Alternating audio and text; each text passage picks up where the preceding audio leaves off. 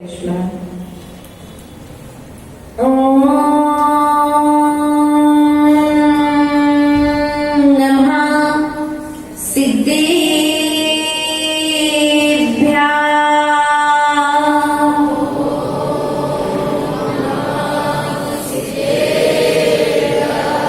ओम नमः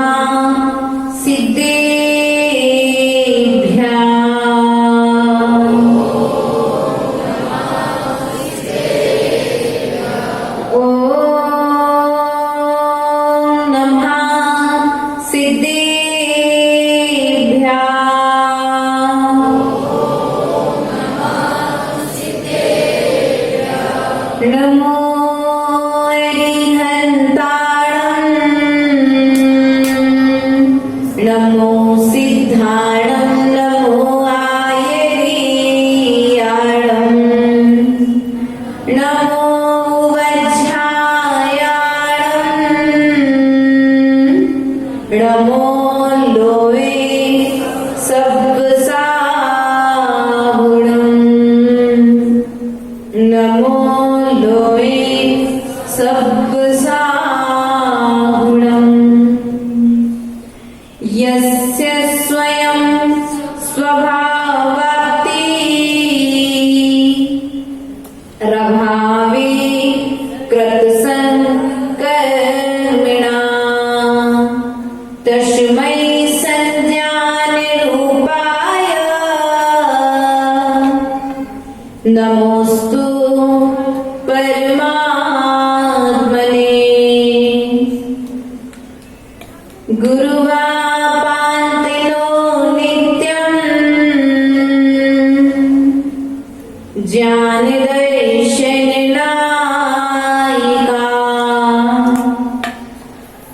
चारित्रानुगम्भीरा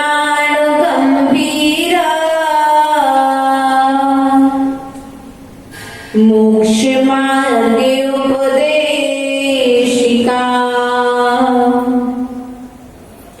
जहाँ जहाँ भी जैन घर में हो फूले और फले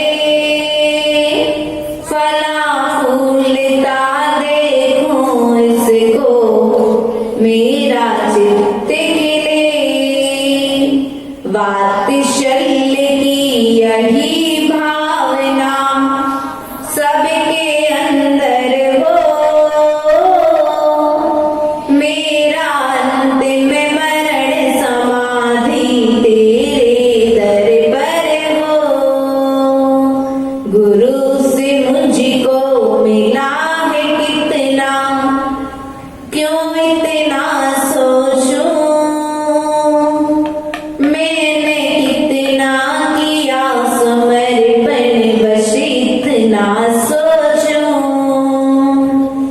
सेवा और समर्पण गुरुवर बढ़ते क्रम पर हो मेरा अंतिम मरण समाधि तेरे दर पर हो।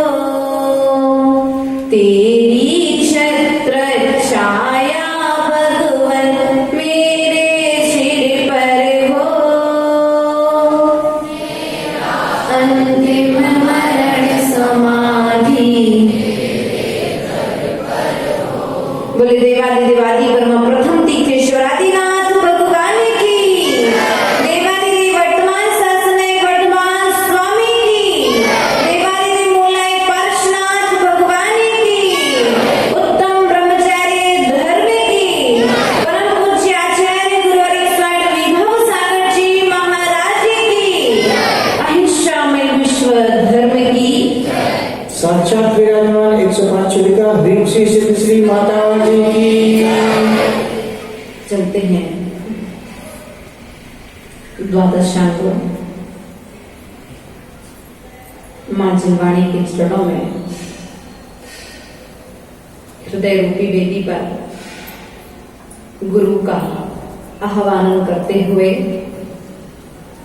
हे गुरुदेव आप हृदय रूपी वेदी पर आकर के विराजमान होइए और अब आगे इस सभा को संचालित करिए इस भावना के साथ। नमोस्तु भगवान, नमोस्तु भगवान, नमोस्तु।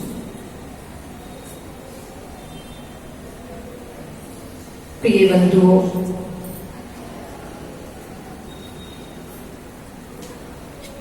हम सभी विगत दिनों से इन धर्मों को उत्तम उत्तम रीति से मनाने का, पालन करने का, हम धर्म की प्रभावना कैसे कर सकते हैं, इस चीज के लिए प्रयास और पुरुषार्थरत थे। यह धर्म हमारे अंदर में कैसे आए, इस बात को जानने के लिए हम 10 दिनों से धर्म सभा के माध्यम से यहाँ पर जान रहे थे। आज उत्तम ब्रह्मचर्य का दिवस है। कौन सा दिन है? उत्तम ब्रह्मचर्य का दिवस है। तो आचार्य भगवान कहते हैं ब्रह्मचर्य की परिभाषा क्या है? एक तो ब्रह्मचर्य द्रव्य रूप में होता है और दूसरा ब्रह्मचर्य भाव रूप में होता है। भाव रूप अर्थात आत्मा में रमण करना। कहाँ रमण करना? आत्मा में भ्रमण करना, आत्मा में प्रवेश करना, आत्मा के स्वभाव को जानना, आत्मा के स्वभाव के साथ रहना। ब्रह्म यानी आत्मा, चर्य यानी आचरण। किसका आचरण? आत्मा का आचरण करना, आत्मा के गुणों का आचरण करना ब्रह्मचर्य है। एक द्रव्य रूप में जो होता है, आप गृहस्थ लोग जिस व्रत का पालन करते हैं वह ब्रह्मचर्य व्रत होता है। प्रिय बंधुओं, जब तक हम अपनी आत्मा में रमण नहीं करेंगे तब तक हम बाहर के परिभ्रमण को नहीं रोक सकते। यहाँ पर आचार्य भगवान पूज्यपाद स्वामी ने कहा यस्य स्वयं स्वभाव प्राप्ति। किसके लिए नमस्कार किया गया? जिन्होंने अपने स्वभाव को प्राप्त कर लिया है। और वह स्वभाव प्राप्त कैसे होगा? मैं क्या चाहते आप लोग? बात कोई नहीं कर रहा है, प्रश्न किया मैंने, एक को लगे बात कर रहे हैं। आप स्वभाव चाहते हैं कि विभाव चाहते हैं? स्वभाव कहाँ है? बाहर में कि अंदर? मंदिर के अंदर में कि अपने अंदर में? हम स्वभाव को ढूंढने के लिए बाहर में परिभ्रमण कर रहे हैं, पर वस्तुओं को स्वभाव का साधन बना रहे हैं। लेकिन आचार्य भगवान कहते हैं कि स्वभाव तुम्हारे लिए एकांत स्थान में बैठने से मिलेगा। कहां पर मिलेगा? एकांत में मतलब किसी जंगल में, किसी वन में, सबके बीच में रहते हुए भी कसायों से रहित अवस्था एकांत है। ज्ञानवती माता जी सबके बीच में होते हुए भी मंच पर बैठे बैठे बड़े बड़े ग्रंथों की टीका लिख लेती हैं। क्यों? आत्मा में रमण चल रहा है, इसलिए उनके वही स्थान उनके लिए एकांत हो गया। लेकिन हमारी स्थिति क्या है? हम चाहते हैं कि मुझे महल मिल जाए।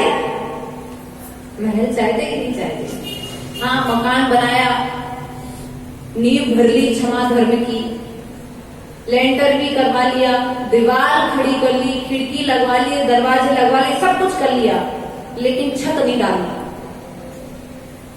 छत सेट क्या बोलते हैं आप? सीधे छत नहीं डालना तो क्या उस घर में रह पाओगे आप?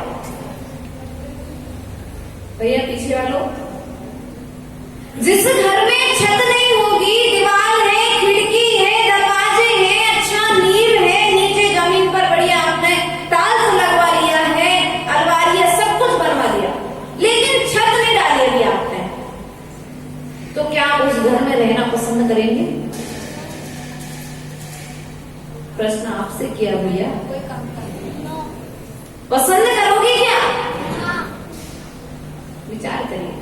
जिस घर में छत नहीं है उस घर में आप रह नहीं सकते। क्यों? पानी आएगा, गर्मी आएगी, नाना तरह की संभावनाएं बनी रहेगी।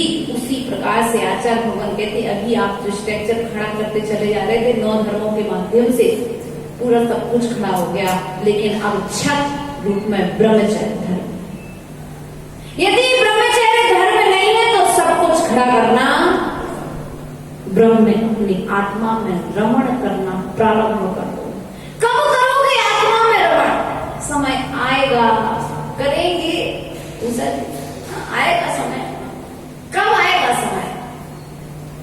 जब हाथ पैर चलना काम करना बंद कर देंगे। भैया जीते जी आत्मा के रमण की विधि को करना सीख लो, वरना हाथ पैर जब शिथिल पड़ जाएंगे तो कौन कराएगा, इसका भी कोई भरोसा। प्रिय बंधु, यहाँ पर स्वभाव की बात की जा रही है, यहाँ पर आत्मा में रमण की बात की जा रही है। इसी ग्रंथ में आचार्य भगवान कहते हैं वरम व्रतई पदम दैवम। हमने आपसे कह दिया ब्रह्मचार्य व्रत धारण कर लो, किस लिए कर लो? आचार्य भगवान कहते हैं वरम व्रतई पदम दैवम नाम व्रतई व्रतनायकम छाया तपस्थयोर्वेदा प्रतिपालयतो महान। व्रतों के द्वारा, व्रतों से क्या प्राप्त होता है? व्रतों के द्वारा राजेश जी, व्रतों को धारण करने से क्या मिलेगा? स्वर्ग मिलेगा। पंचम काल में मोक्ष तो है नहीं है भाई साहब, पंचम काल में मोक्ष तो नहीं है, तो दीक्षा नहीं लेनी चाहिए। ऐसा प्रश्न किया, जब पंचम काल में मोक्ष नहीं है तो साधना क्यों करें? जब मोक्ष होगा उस समय साधना कर लेंगे, उस समय त्याग कर लेंगे। तो आचार्य भगवान कहते नहीं, ऐसा विचार मत करो, व्रतों को धारण करो। छाया तपस्थयोर्वेदा, जिस प्रकार में मार्ग में चलता हुआ व्यक्ति, जिस प्रकार से मार्ग में चलता हुआ व्यक्ति चलते चलते यदि थक जाए तो क्या करता है? छाया में बैठ जाता है। उसी प्रकार से ये जो व्रत आदि के द्वारा स्वर्ग आदि प्राप्त करना है, वह तो दुखों से बचने का एक उपाय है, अर्थात छाया रूप है स्वर्ग। अगला आने वाला काल कितना दुखमय है, इसकी व्यवस्था आप छठम काल की व्यवस्था सुनो तो एक बार जिनवाणी खोल करके। व्यक्ति को खाएगा, किसको खाएगा? मनुष्य का भक्षण करेगा छठवें काल में। विचार करिए, ऐसे काल में कि हम जन्म लेना चाहेंगे? ना वहां पहनने को कपड़े होंगे, ना पीने को पानी होगा। माँ अपने गर्भ से उत्पन्न हुए बच्चे को स्वयं उसका भक्षण करेगी। जैसे आज पंचम काल में एक सांप और एक उसका कुत्ते का उदाहरण देते हैं। विचार करिए, ऐसे दुखमा काल में कि आपको जन्म लेना है। यदि जन्म नहीं लेना है तो जन्म ना मिले, इसके लिए क्या करें? तो आचार्य भगवान कहते हैं व्रतों को धारण करो। कौन से व्रत को धारण करें? कौन से व्रत को धारण करें? उत्तम क्षमा को, उत्तम आर्जव को। आचार्य भगवान कहते इन सब को साथ में ले करके उत्तम ब्रह्मचर्य के बिना तुम्हारे सब धर्म, उत्तम ब्रह्मचर्य को लेकर के 10 धर्मों को धारण कर लो, तुम्हारे लिए धर्म छाया की तरह हो जाएंगे। प्रिय बंधु, आज उत्तम ब्रह्मचर्य के दिन हमने क्या किया? पर के लिए करते करते पूरा जीवन निकाल दिया। किसके लिए जोड़ा? इंद्रवर्धन जी, अपने लिए जोड़ा कि पर के लिए जोड़ा? जोड़ते समय भी क्या संकल्प था, क्या विकल्प था मन में? बच्चों के लिए। और अंत में यदि बच्चे वही काम में ना आए तो इसलिए आचार्य भगवान कहते हैं पैसे के द्वारा पुण्य नहीं मिलेगा। बाजार में पैसा देने जाओगे भैया, आप कहोगे 1 लाख रुपए ले लो और हमें पुण्य दे दो, तो पुण्य बेचने वाला बाजार में कोई नहीं है। यदि पुण्य वास्तविकता में कहीं मिलता है तो वह मात्र एक दरवाजा है जिनेंद्र भगवान का। जहां पर पुण्य मिलता है, कुछ दो तो भी मिलता है, कुछ नहीं दो तब भी मिलता है। प्रिय बंधुओं, स्वभाव में आने के लिए भी पुण्य चाहिए है। क्या हम इतने पापी हैं जो मनुष्य पर्याय में आने के बाद में व्रतों को धारण नहीं कर सकते? यदि मनुष्य पर्याय में आने के बाद में भी व्रतों को धारण नहीं कर रहे हैं, नियमों को धारण नहीं कर रहे हैं, जिनेंद्र भगवान के द्वारा बताए हुए मार्ग का आचरण नहीं कर रहे हैं, तो आपके जीवन और एक त्रेंच गति के जीव के जीवन में कोई अंतर नहीं। एक त्रेंच गति का जीव भी अपने पेट भरने के लिए रोटी इकट्ठी कर लेता है। अरुण कुमार जी ध्यान रखना, एक त्रेंच गति का जीव ना जिसका कोई मालिक है, ना वो किसी की आड़ में रह रहा है, ना उसका कोई साथी है, वही भी रास्ते में चलते चलते पेट भरने के लिए इधर उधर मुंह मार के कर लेती है, व्यवस्था कर लेता है। सोने के लिए ठिकाना ढूंढ लेता है, ठंड लगे तो ठंडे के लिए भी ढूंढ लेता, बरसात लगे तो बरसात के लिए। तुमने क्या नया किया? आपने भी तो यही सब कुछ किया। अच्छा खाने के लिए चाहिए, अच्छा पहनने के लिए चाहिए, अच्छा ओढ़ने के लिए चाहिए, अच्छा लोगों के लिए दिखाने के लिए चाहिए। और सबसे बड़ा आजकल तो ये चल रहा है, लोग क्या कहेंगे? लोग सबसे बड़ा रोग क्या कहेंगे? इसलिए व्यक्ति स्वभाव की ओर नहीं जा रहा है। प्रिय बंधु, हम अपने स्वभाव की ओर दृष्टि डालें, क्योंकि जब तक हम स्वभाव में नहीं जाएंगे तब तक हमारा कल्याण नहीं होगा। इस बात को ध्यान में रखना। कौन सी बात? कौन सी बात को याद रखना है? भाई साहब मोदी जी, वो गेट बंद कर दीजिए, अब रात का आना जाना बंद होगा। मोदी जी कहां जाना है? जब तक स्वभाव में नहीं जाओगे तब तक आपका कल्याण नहीं होगा। अब स्वभाव क्या है? स्वभाव क्या है? कहां पर है? कहीं बाहर है क्या? स्वभाव तुम्हारे अंदर है। इसी बात के लिए आचार्य भगवंत ने कल्याण मंदिर ग्रंथ में क्या कहा? स्वभाव में जाने के लिए हृदय रूपी वेदी पर भगवान को विराजमान करके उनका स्मरण करो, चिंतन करो, तब कहीं तुम्हारे गुणों को प्रकट करने में सहायता मिलेगी।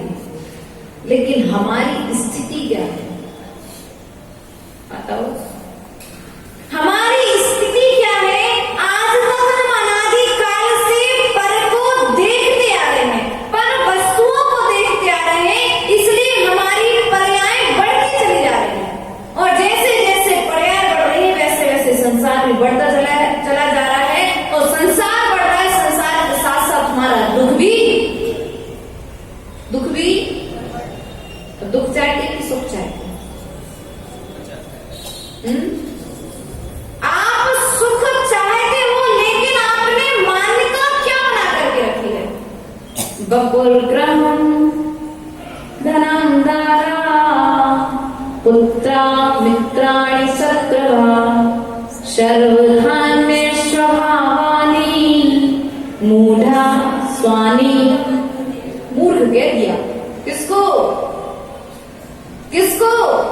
बकुल ग्रहम धनम दारा। बकुल यानी शरीर, ग्रह घर मेरा है, शरीर मेरा है, पत्नी मेरी है, पुत्र मेरा है, मित्र मेरा है, ये मेरा शत्रु है, ये मेरा मित्र है।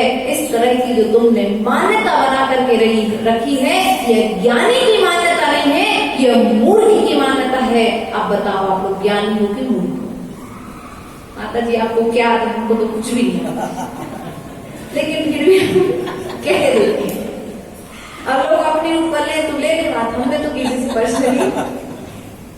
इसलिए विचार करिए, इसलिए विचार करिए, हमने किसको अपना मान करके रखा है? हम अपने आप को स्वयं बुद्धू बना रहे। 1 अप्रैल आता है ना, 1 अप्रैल महावीर जी बड़े दूसरे को बुद्धू बनाने में बड़ा मजा आता है। आचार्य भगवान कहते तुम स्वयं मूर्ख बनकर के बैठे हो। किसके प्रति? अपने प्रति। अपने प्रति, दुनिया के प्रति हम ईमानदार हैं, लेकिन अपने प्रति कितने ईमानदार हैं? अपने प्रति कितने ईमानदार हैं? दुनिया के प्रति ईमानदार रहोगे फायदा नहीं होगा, लेकिन एक बार अपनी आत्मा के प्रति ईमानदारी से यदि कार्य करोगे धर्म के क्षेत्र में, तो आचार्य भगवान कहते हैं वह कार्य तुम्हारे लिए, तुम्हारे स्वभाव तक ले जाने में सहयोगी होगा। एक व्यक्ति ने आकर के कहा, माता जी मैं बहुत ध्यान करता हूँ लेकिन मेरा मन नहीं लगता। इंद्रवर्धन जी का भी यही प्रश्न है, मैं बहुत ध्यान करता हूँ लेकिन हमारा ध्यान नहीं लगता है। रस्सी देखी, रस्सी भैया आप लोग सामायिक तो नहीं कर रहे? एकदम परिस्थिति बैठे हो तो सुनाई दे रहा है सबके कानों का। रस्सी देखी, रस्सी रस्सी देखी आप लोगों ने? कैसी होती है? ऐसी होती है कि ऐसी होती है? कैसी होती है रस्सी? राजेश जी बताइए। आटे लगे हुए, ठीक है।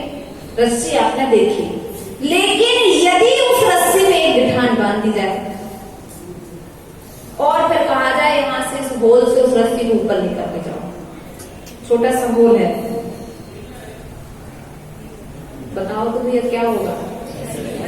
खूब खींच देगा, पूरी ताकत लगा दो, दिन रात लगे रहना, लेकिन वो रस्सी ऊपर तक क्यों? एक गिठान। आप सोचो कि गृहस्थ में रहते हुए आपके लिए ध्यान हो जाए तो जो गिठान लगी हुई ना, गृहस्थी की, परिवार की, धन की, संपत्ति की, छोड़ने की, लेने की, शत्रु के, मित्र की, वो गिठान आपको आपके स्वभाव तक नहीं जाती। इसलिए हम अपनी आत्मा में रमण नहीं कर पा रहे हैं। प्रिय बंधुओं, प्रयास और पुरुषार्थ करें। ऐसे ऐसे जीव तर गए अंजन जैसे पापी तारे। भगवान तो कहते हमारी तरफ दृष्टि दे करे, अंजन को तो आपने तार दिया, लेकिन अपनी गलती तो बताओ। भगवान हमें आपको देखने की फुर्सत ही नहीं, आप हमारा क्या कल्याण करोगे? महावीर जी, भगवान आपको देखने की फुर्सत ही कहाँ है? कमाने के कारण, एक तो कमाना और एक कमाना।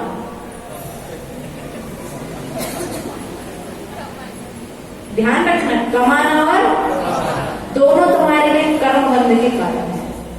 यहां कमाओगे वहां कमाओगे, इसलिए विचार करें, प्रयास और पुरुषार्थ करें। यहां पर जो कमा करके जाओगे वो तुम्हारे साथ वहां तक जाएगा, लेकिन वहां पर जो कमा करके समय व्यतीत करोगे वो तुम्हारे साथ यहां पर भी तुम्हारे साथ में रहेगा, इसका भी कोई भरोसा नहीं है। इसलिए प्रिय बंधुओं, आज उत्तम ब्रह्मचर्य धर्म के दिन इतना विचार चिंतन जरूर करना कि मैंने अपने लिए क्या किया। क्या करना है? आज चिंतन, मैंने अपने लिए क्या किया, कौन सा नियम मैंने अपने लिए किया। कमाया परिवार के लिए, खर्च किया परिवार के लिए, लेकिन मैंने अपने लिए 24 घंटे में से 1 घंटा ऐसा निकाला कि मैं अपने विषय में सोच सकूं, मैं अपने विषय में विचार कर सकूं, मैं अपने विषय में जान सकूं। अभी तो हमारे अपने आप से मिलन ही नहीं हुआ है। आत्मा कैसी है? शाश्वत सुंदर है। आत्मा कैसी है? राग द्वेष से रहित, सुना है। अभी अनुभव कब होगा भैया? अनुभव कब होगा आत्मा का? अनुभव सागर जी के पास जाओगे? हाँ, प्रवचन सुनोगे तो हो सकता है, प्रवचन आदि जब आप सुनोगे तो हो सकता है अनुभव, लेकिन उनके अनुभव को अपने अनुभव में लेकर के आओगे तब होगा। बिना आचरण में लाए तो कल्याण होने वाला। तो आचरण की शुरुआत कब से करोगे? कब से करोगे आचरण की शुरुआत? कोई समय आएगा जो मैं अपने लिए निकालूंगा। मंदिर में आप आए, किसके लिए समय दिया? ये अपने लिए। स्वाध्याय सुना, किसके लिए समय दिया? ये अपने लिए। वैयावृत्ति की साधु के लिए किसके लिए समय दिया? ये अपने लिए। दान किया, किसके लिए किया? अपने लिए। किसके लिए किया?